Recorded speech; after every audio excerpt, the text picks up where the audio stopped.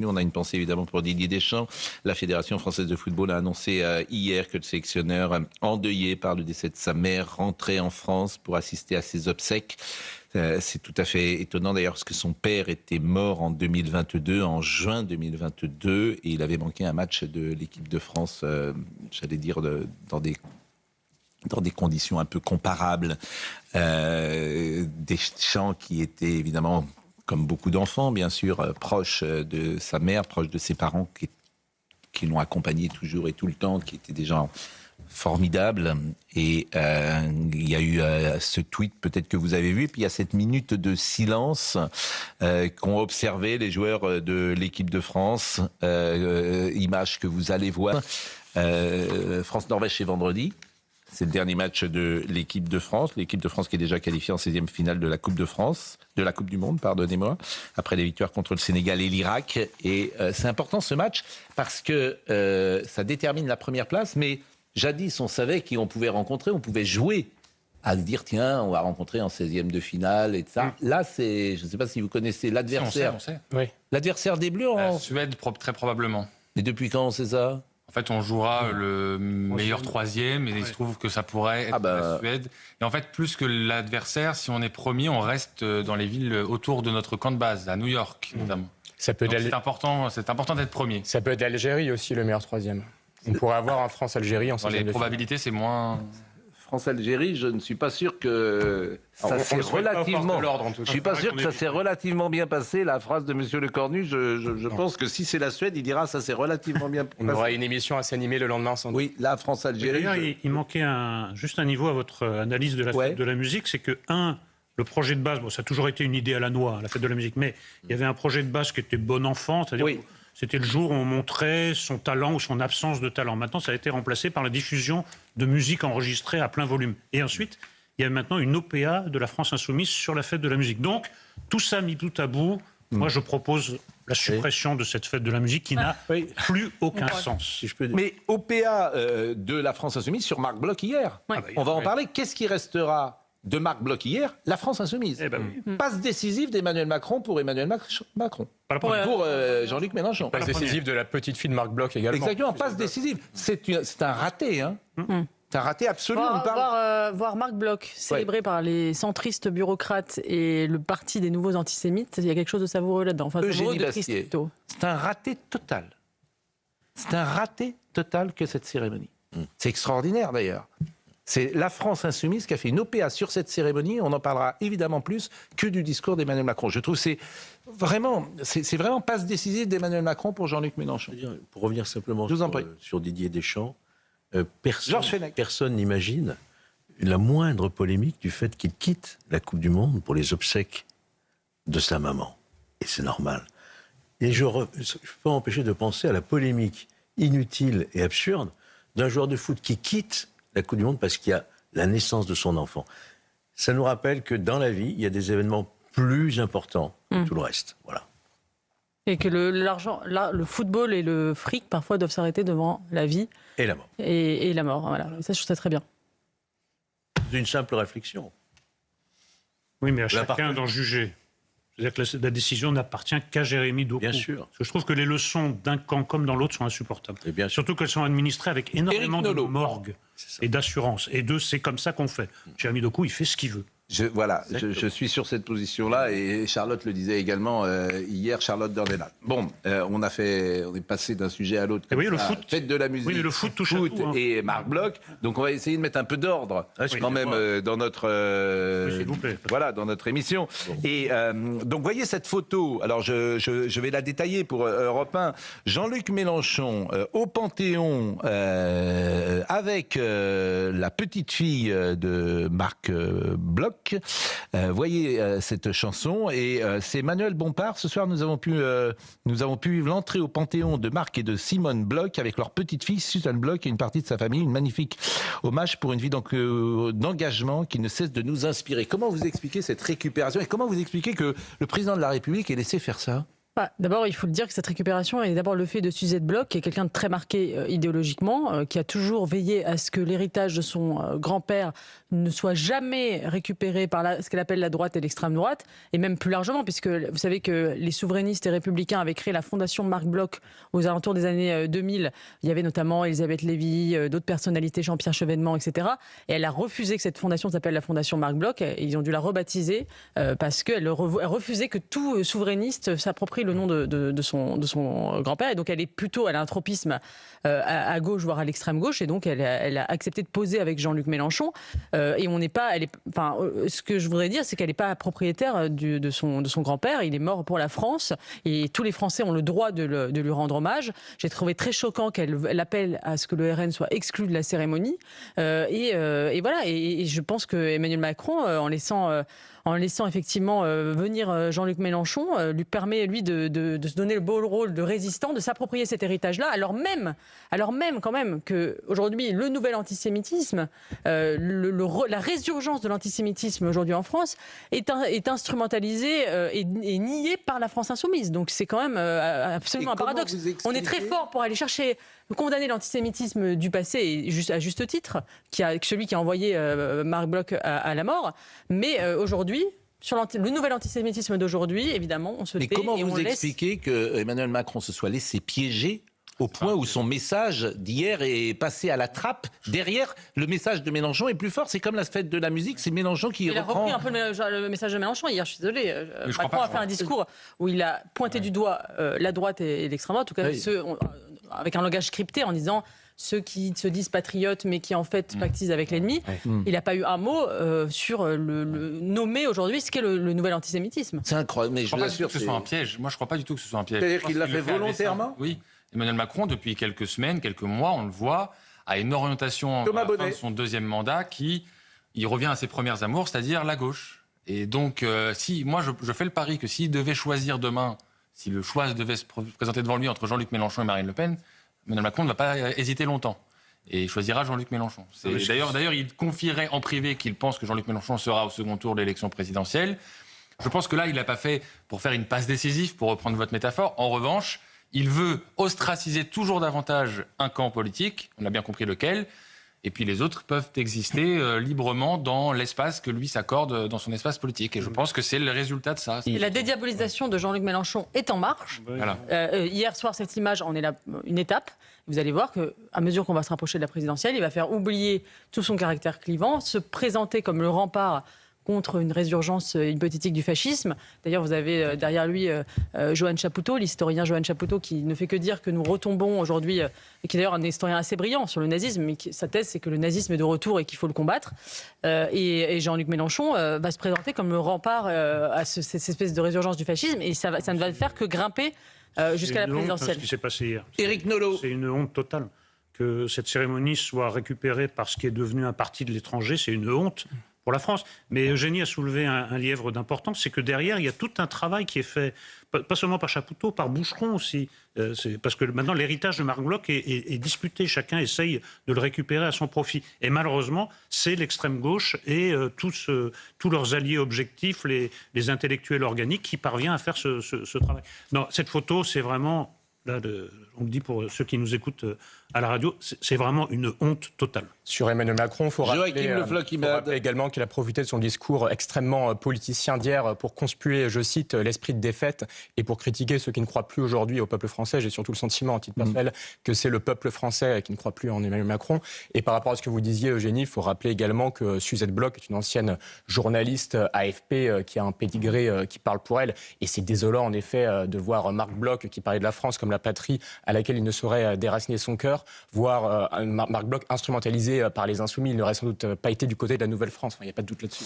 Bon, écoutez, justement, à France Inter hier, il y avait une interview qui a fait également couler d'encre, parce que je crois que le RN veut saisir l'Arcom après les propos qui n'ont pas été modérés de Suzette Bloch sur l'antenne de France Inter, lorsqu'elle parlait du RN avec des héritiers Waffen-SS.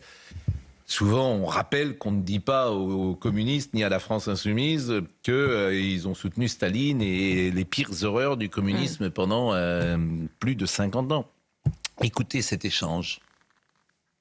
Le RN sont les héritiers des Waffen-SS qui ont assassiné mon grand-père. Vous faites référence à ceux qui ont fondé le Front National avec Jean-Marie Le Pen. Voilà, mais jusqu'à présent, il n'y a pas eu reniement de ce qu'a dit Jean-Marie Le Pen.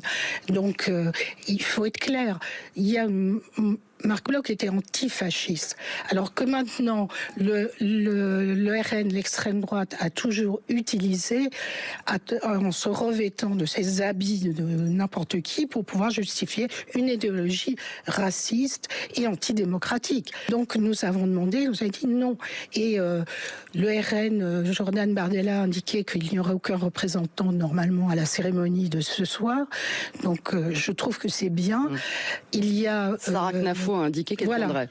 Bon, elle essaye de faire du buzz, mais c'est un scandale. C'est un scandale. C'est un parti qui tente de réhabiliter Pétain. Marc Bloch a été dénoncé par Francis André, qui milita pour le Parti communiste français dans les années 30 avant de suivre l'un de ses dirigeants, Jacques Doriot, au sein du Parti populaire français. Bon, c'est ce que a rappelé Jordan Bardella, mais c'est factuel. Sarah Knafo, une héritière des Waffen-SS, je trouve ça un peu compliqué quand même. Mais ça n'a pas de sens. Mais à la limite, la France insoumise est dans son rôle, qu'Emmanuel Macron tombe là-dedans, c'est invraisemblable. C'est-à-dire qu'on voit bien, Emmanuel Macron, il y a une tentation du chaos. Manifestement, aujourd'hui, il y a une dédiabolisation du RN qui manifeste dans la population française. Et le dernier argument qu'ont les antifascistes, c'est la fondation du RN par des Waffen-SS. C'est vraiment le dernier argument quand on leur dit qu'est-ce que, pour vous, selon vous, pourquoi le RN est un parti fasciste et d'extrême droite, il vous sort toujours cet argument, ça a été fondé. Il y avait des résistants d'ailleurs aussi, mais peu importe, on va pas... Il y avait évidemment des résistants, et puis effectivement, c'est un fait reconnu. Oui, il y a eu des Waffen-SS à la création du RN. Simplement, je rappelle que le RN a changé de nom, que Marine Le Pen a exclu son propre père du parti, que Jordan Bardella a plusieurs fois, est parti d'une convention américaine parce qu'il y avait eu un salut nazi. On peut pas. Je trouve que c'est un mauvais procès. Il y a bien d'autres procès à faire au RN, notamment en termes de démagogie et d'impréparation. Mais là, on est vraiment dans une pure rhétorique antifasciste qui n'a plus rien de tangible. Mais ça sera le discours de l'année qui vient, ça l'est déjà d'ailleurs, de l'année qui vient, et servi aussi par France Inter, servi par les médias du service public, servi par les artistes, servi par les intellectuels, servi par les essayistes, etc. Servi par Madame Bloch. Hein. Non mais moi, j'écoutais chaque mot, c'est quand même impressionnant de dire que le danger démocratique, c'est aujourd'hui 100% le RN et pas du tout LFI. LFI ne cesse de jouer avec les limites en disant si on n'y arrive pas par les urnes, on y arrivera par la rue, en disant qu'il faut remplacer les Français. Écoutez, il y a un discours sécessionniste, il y a un discours qui n'est absolument pas national, et Madame Bloch, elle ne le voit pas. Mais si elle le voit, mais elle est LFiste. Ils veulent mais ils n'en peuvent plus de ce système capitaliste. Pourquoi ? Parce que, je vous le dis à chaque fois, ils veulent une nouvelle nomenclature. Parce qu'ils n'ont pas leur place dans la société de capitaliste, qui est une société souvent de compétition, où c'est effectivement les meilleurs, du point de vue du capitalisme, qui peuvent réussir. C'est-à-dire ceux qui réussissent à se faire leur place grâce à l'argent, bien sûr, qui est une compétition. Et eux, ils sont exclus de cette compétition. Madame Bloch, qui se garde bien de rappeler que c'est la gauche qui a voté les pleins pouvoirs au maréchal Pétain, et qui se garde bien de rappeler aussi que Marc Bloch, son grand-père, était tout sauf un militant, tout sauf un esprit sectaire. Il faut quand même dire à ceux qui nous écoutent que dans son apologie pour l'histoire, il fait l'éloge du royaliste Jacques Bainville. Permettez-moi de dire qu'il n'est peut-être pas à la hauteur de la violence de son grand-père, tout comme d'autres. Je pense à l'arrière-petit-fils de Georges Bernanos, qui est en Antifa, n'est peut-être pas à la hauteur de l'héritage familial. On l'a souvent dit. Est-ce que vous croyez que ce discours va prendre auprès des Français ? Mais il y a beaucoup de gens, ça prend. Bien sûr que ça prend. Quand vous regardez les résultats de toutes les dernières élections, est-ce que vous croyez que cet arc républicain existe encore ? Il y a beaucoup de gens qui sont dans la rancœur, dans la frustration, dans le ressentiment, qui n'ont pas la place qu'ils voudraient avoir. Je vous le répète sans arrêt, c'est Michel Onfray qui me l'avait répété. Les révolutionnaires de 89, c'était tous des ratés. Ils avaient tenté d'être des avocats, ça n'avait pas marché. D'être des littéraires, ça n'avait pas marché. Des non, c'était pas des ratés, c'était des frustrés. C'est pas pareil. Je reprends ce que m'avait dit Michel Onfray. J'avais trouvé ça très intelligent. Des gens qui avaient tenté d'être avocats, ça n'avait pas bien marché. Tenté d'être écrivain, ça n'avait pas bien marché. Il y en a beaucoup aujourd'hui, vu le taux massif d'échecs dans le supérieur. Hein. C'est Peter Turchin qui vient, qui explique ça très bien. À force de produire des générations entières d'élites frustrées et déclassées, on prépare le terrain à la... Oui, par contre, sur la bien sûr, mais cet argument psychologique, il est sous-estimé. Oui. Je vous assure, il est sous-estimé. Psychologique et sociologique. Bien sûr, donc ils ne peuvent être que militants, parce que dans l'entreprise, ils auraient beaucoup de mal. Donc ils ne peuvent être que militants, tous ces jeunes gens. C'est la seule chose qu'ils peuvent faire. Militants et révolutionnaires même. Et puis après, ils tentent parfois d'être écrivains, avocats, que sais-je, mais ça ne marche pas comme ils souhaiteraient que ça marche, donc ça nourrit de la revanche. Bon, Emmanuel Macron, on l'écoute sur son discours. Je ne sais pas, vous l'avez trouvé comment son discours ? C'était attendu, il a fait de la politique politicienne, on savait qu'il allait le faire, il l'a fait. C'est-à-dire qu'il est tellement maintenant convenu, on sait, alors autant dans les petites phrases, à chaque fois il tape à côté, mais quand c'est écrit, on sait ce qu'il avait à écrire. Donc, je suis assez sensible généralement à la panthéonisation, je trouve que la scénographie et par exemple la panthéonisation des époux Manouchian, j'avais trouvé ça magnifique. Oui. Hier j'ai trouvé ça un peu moins grandiloquent, même si c'est toujours un grand moment. Oui, mais... C'est-à-dire que c'est... Il y a vraiment... Enfin bon... Je sais pas, il y a d'autres priorités, on va le dire comme ça. Écoutons Emmanuel Macron. De la Sorbonne à ce champ où il tomba, Marc Bloch vécut ainsi, parmi les hommes, guidé par la volonté de comprendre leur vie et de partager leurs idéaux.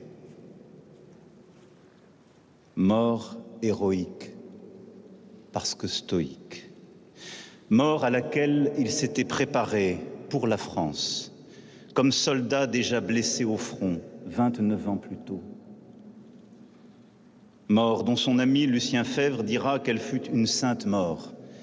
Mort infligée parce que Marc Bloch a résisté à la barbarie nazie et à son complice, le gouvernement de Vichy.